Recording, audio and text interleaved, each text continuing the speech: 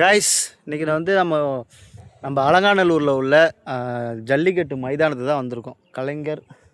கலைஞர் நூற்றாண்டு ஏறுதழுவுதல் அரங்கம். ஸோ இங்கே அலங்காநல்லூரில் உள்ள ஜல்லிக்கட்டு தான் வந்திருக்கோம். பாரம்பரியமாக நம்ம தமிழ் விளையாட்டு அரங்கத்து தான் வந்திருக்கோம். ஸோ உள்ளே என்ன மாதிரியான விஷயங்கள்லாம் இருக்குங்கிறத கொஞ்சம் பார்க்கலாம். என்ட்ரன்ஸ்லேயே பார்த்தீங்கன்னா ஒரு காளை அடக்கிற மாதிரி ஒரு சிலை ஒன்று வச்சுருக்காங்க. வீரர் காளை அடக்கிற மாதிரி. இது பார்த்திங்கன்னா கிட்டத்தட்ட 250 கோடி செலவழித்து இவ்வளோ பெரிய மைதானத்தை வந்து அமைச்சிருக்காங்க. ஸோ உள்ளே என்னென்ன விஷயங்கள்லாம் இருக்குங்கிறத உங்களை நான் காட்டுறேன், வாங்க.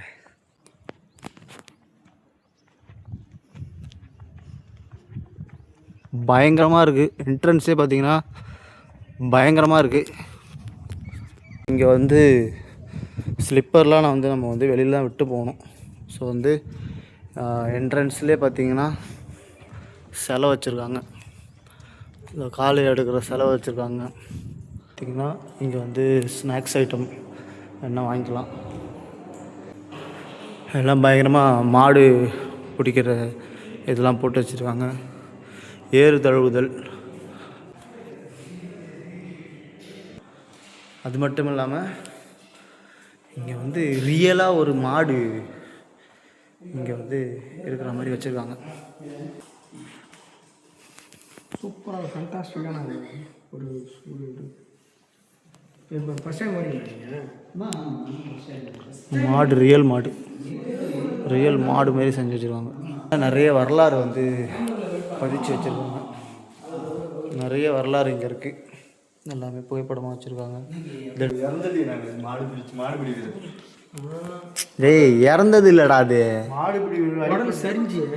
குடல் சரிஞ்சு இந்த மாதிரிலாம் டிசைன் பண்ணிடுறாங்கடா. அதை ஃபுல்லாக நிறைய சிலைகள் பாறையில் செஞ்சு வச்சுருக்காங்க.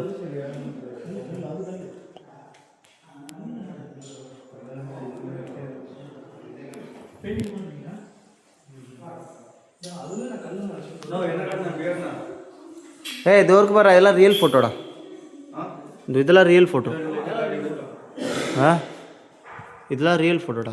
கண் அசைவில் வீரர்களை மிரட்டிய காலை. கடந்த கால ஜல்லிக்கட்டு புகைப்படம்டா, அதை போட்டுருக்காங்க. இங்க பாருங்க, இந்த ஒரு காலை இவ்வளவு பேர் பாருங்க, பயங்கர. கடந்த ஆண்டு ஜல்லிக்கட்டு. பயங்கரமா இருக்கு.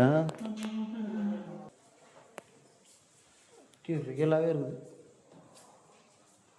அட்டை மாதிரி ஆடுது. ஃபைபரா? ஃபைபரில் செஞ்சு வச்சுருக்காங்க. ஸோ அந்த சைடு ஒன்று இருக்குடா. அதுக்கு முதல்ல நமக்கு தெரியணும்லடா. நம்மளே பேப்பர் படித்தாக்க அதில் பொம்மை படம் தான் பார்ப்போம். இது வந்து பொருட்காட்சியம்.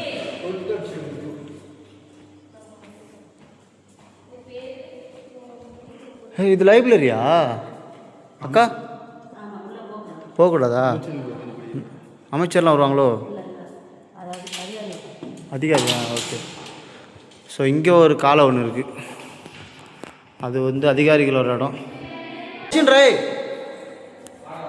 காலை மேலே ஏறி இது பண்ணுவாங்கள்ல, இது ஆடும் தெரியுமா? தெரியும். அந்த மிஷின். ஸோ இதெல்லாம் நம்ம ஊர் சைட்லேயே பார்த்துருக்கோம்.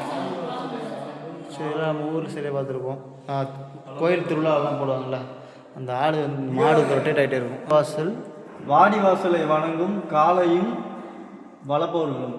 காளையும் உணவு வளப்பவர்களும் வணங்குறாங்க. அது ஒரு மரியாதை. இப்போ வந்து நம்ம வந்து இன்டீரியரில் பார்த்தோம். இப்போது எக்ஸ்டீரியரில் பார்க்க போகிறாங்க. வந்து காளை வந்து இந்த வாடிவாசல் இந்த காளை அவுப்பாங்கள்ல, ஸோ அந்த இடத்த உங்களுக்கு காட்டுறேன். எப்படி இருக்குன்னு பார்க்கலாம் வாங்க. காய்ஸ் இப்போ வந்து உள்ளே வந்துட்டோம். இந்த மைதானத்தை பார்த்தீங்கன்னா உங்களுக்கே தெரியும், கிரிக்கெட் ஸ்டேடியம் மாதிரி ஒரு பெரிய ஸ்டேடியம். இது அவுட்டர் லுக்கில் பார்த்தீங்கன்னா இப்போ வந்து எக்ஸ்டீரியரில் வந்து இப்படி தான் இருக்குது. இன்டீரியரில் இப்படி தான் இருக்குது.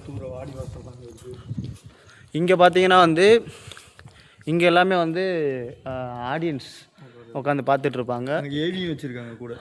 அங்கே ஒரு ஏவி இருக்குது. சீஃப் கெஸ்ட், அதாவது விவிஐபி அமைச்சர்கள், ஃபார் எக்ஸாம்பிள் உதயநிதி ஸ்டாலின்லாம் வந்தாருன்னா இங்கே வந்து குளிரூட்டு அறை இருக்குது. இங்கே வந்து ஏசி பொருத்தப்பட்டு அவங்களுக்கு வந்து செப்பரேட்டாக அந்த இடம் வச்சுருக்காங்க. மற்ற இந்த இடத்துல எல்லாம் பார்த்திங்கன்னா ஆடியன்ஸ் உட்காந்துருப்பாங்க. ஸோ வந்து இங்கே தான் வந்து மெயினான ஒரு இடம்.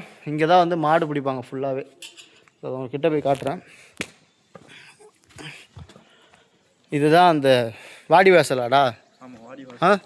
வாடி வாசல்னு சொல்லக்கூடிய மாடு காளையை வந்து அவுக்கிற இடம், கயிறு அவுப்பாங்கள்ல, ஸோ அந்த இடம் தான் இது. இந்த பக்கம் பார்த்தீங்கன்னா ஃபுல்லாக இங்கே தான் வந்து மாடு விளையாண்டுட்டு, மாடுகளும் இங்கே தான் வந்து மாடு வந்து விளையாண்டுட்டு ஓடும். மாடுபிடி வீரர்கள்லாம் இங்கே தான் இருப்பாங்க, சைடில் தொங்கிட்டு இருப்பாங்க. ஆமாம், இங்கே ஃபுல்லாகவே இருப்பாங்க. இது ஃபுல்லாகவே தொங்கிட்டு இருப்பாங்க. இங்கே தான் வந்து மாடு ஃபுல்லாக விளையாண்டுட்டு நேராக அதுக்குள்ளே ஓடிடும். அதுக்கப்புறம் மாட்டுக்காரங்க வந்து அங்கே பிடிச்சிப்பாங்க. இங்கே வந்து மாடு அவுக்கிற இடத்த பார்த்தீங்கன்னா, இந்த இடத்தெல்லாம் பார்த்தீங்கன்னா ஃபுல்லாகவே மாடு வந்து கொம்பு சீறி இருக்குது. இந்த இடத்துலலாம் பார்த்தீங்கன்னா ஃபுல்லாகவே மாடு சீர்னது தான். ரொம்ப இந்த மரமே டேமேஜ் ஆகிருக்கு. வந்து ஒரு மாடு கீறினது எல்லாமே மரமே அந்தளவுக்கு டேமேஜ் ஆகிருக்கு. ஸோ இங்கே வந்து பார்த்திங்கன்னா மாடு அவுப்பாங்க. இதில் வந்து கயிறு போட்டு ஒவ்வொரு மாடாக ரிலீஸ் பண்ணுவாங்க. இந்த இடத்துல பார்த்திங்கன்னா இங்கே வந்து ஒரு கேட் இருக்குது பாருங்க. அடுத்த மாடு வந்து அடுத்த இதை லாக் பண்ணுறாங்க. இங்கே ஒரு மாடு வச்சு லாக் பண்ணிடுவாங்க. அப்படியே வந்து பார்த்தீங்கன்னா அங்கே ஒரு கேட் இருக்கும். இங்கே ஒரு கேட்டு. இங்கே வந்து பார்த்தீங்கன்னா இங்கே ஒரு மாடு வச்சு லாக் பண்ணுவாங்க. ஒரு ஜல்லிக்கட்டாக இருக்கும், ஒரு ஜல்லிக்கட்டை வச்சு லாக் பண்ணுவாங்க. இங்கே ஒன்று வந்து அங்கே ஒன்று இருக்கும். ஒரு மாடாக ரிலீஸ் பண்ணுவாங்க. மாடை ஊற்றி விடுவாங்க. வேர்க்கக்கூடாதுன்னு சொல்லிட்டு மாடுக்கே சரி, மாடை விட்டுருங்க. இங்கே மாடு இப்படி வீரர்கள், அதாவது மாடை வந்து மாட்டோட சொந்தக்காரராக இருப்பாங்கள்ல, அவங்களெலாம் வந்து வேர்க்கக்கூடாதுங்கிற இந்த ஃபேன்ஸ் ஃபெசிலிட்டிலாம் போட்டு வச்சுருக்காங்க. இந்த இடத்த மாடுமே இங்கே தான் நிற்கும் பாருங்க. வருஷம் 1 by 1 ரிலீஸ் பண்ணுவாங்க. இது உள்ளே தான் வந்து எல்லா மாடுமே நிற்கும். பயங்கரமாக போட்டு வச்சுருவாங்க. அந்தாண்ட பார்த்தீங்கன்னா கால்நடை மருத்துவமனையும் இருக்குது. அங்கே பார்த்தீங்கன்னா உங்களுக்கு தெரியும், கால்நடை மருத்துவமனையும் மாட்டுக்கு சிகிச்சை பெறக்கூடிய கால்நடை மருத்துவமனையும் இருக்குது. அதெல்லாம் துணை சுகாதார நிலையமும் இருக்குது. பயங்கரமாக போட்டு வச்சுருக்காங்க. எல்லா இடத்துலையுமே வந்து ஃபேனும் போட்டிருக்காங்க. ஸோ வந்து நம்ம தமிழ்நாட்டோட பாரம்பரிய விளையாட்டு ஜல்லிக்கட்டு மைதானத்தை நம்ம வந்து இப்போ பார்த்தோம். ரொம்பவே சூப்பராக இருக்குது. அண்ட் தென் 250 கோடி ரூபா செலவு பண்ணி நம்ம பாரம்பரிய விளையாட்டை வந்து பாதுகாத்து வந்துட்டுருக்காங்க. பார்க்குறதுக்கு ரொம்ப அழகாக இருக்குது. நான் இதுவரையும் வந்து நேரில் வந்து ஜல்லிக்கட்டு விளையாட்டை வந்து பார்த்ததில்லை.